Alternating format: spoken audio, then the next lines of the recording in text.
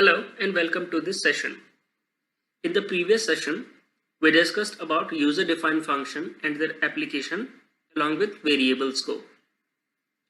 In this session, we are going to discuss about a function which is called lambda function or anonymous function. A lambda function is a function which is defined without name. As discussed earlier, classical user-defined functions are defined using def keyword. Lambda or anonymous function are defined using the lambda keyword. Lambda function can have only one expression but can have multiple arguments.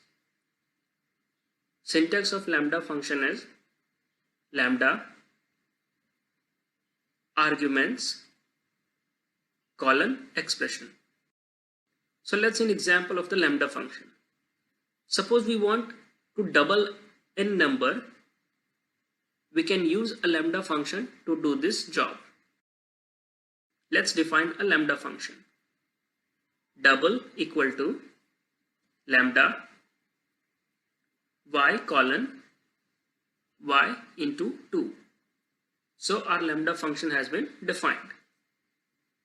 In the above program, lambda y colon y into 2 is the lambda function. Here y is the argument and y multiplied by 2 is the expression that gets evaluated and returned. This function has no name. It returns a function object which is assigned to the identifier double.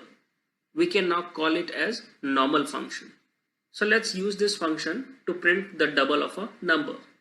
So I'll write print double the argument within brackets.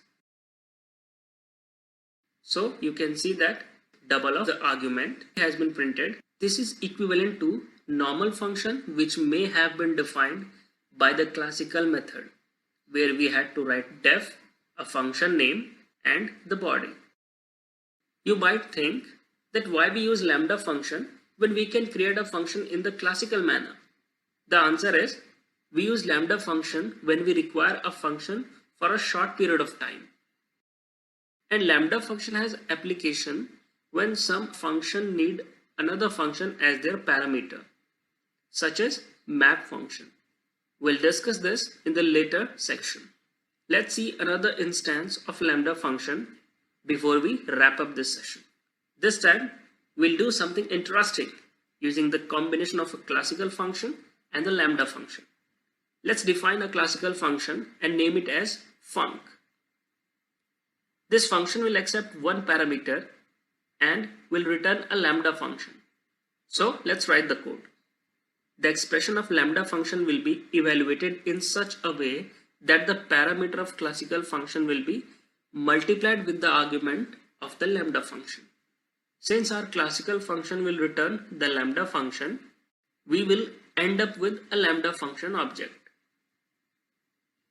This object will accept a parameter which is nothing but the value which will be placed in place of the argument of lambda function.